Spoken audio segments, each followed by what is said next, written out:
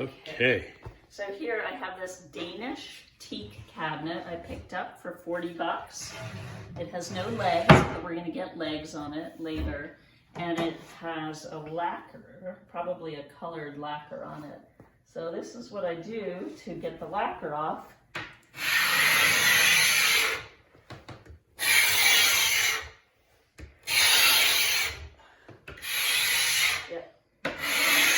Once you do all that, not quite as bad as fingernails on a chalkboard, but close.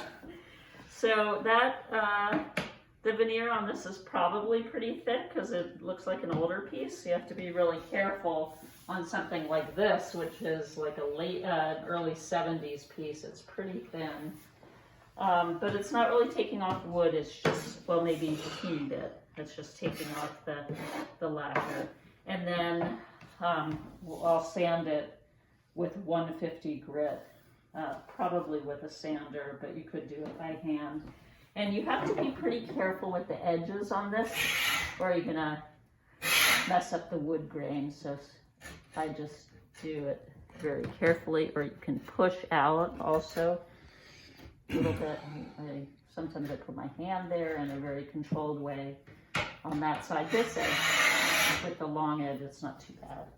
But anyway, so that's what I do. And then when I get to this part, you could use a stripper on it, but I don't usually like to use strippers on Danish pieces. You have to make sure the stripper's not working somewhere else that night. Depending upon how, I probably can't take this out. If I can take it out, then I'll definitely try to clamp that and scrape that down. And the sides as well. So that's the story. It won't need any color at all. If there were watermarks, which I don't think there will be, I could use some oxalic acid on it, but it's in pretty good shape. These ends here, I already started to put some epoxy putty on it, but these are all chewed up. So I would drill into those and then put the putty there, take a razor and try to even it as much as possible, and then I'll come back later and sand it down evenly, or just use a sander and go right over it. So that's it. Cool. Okay.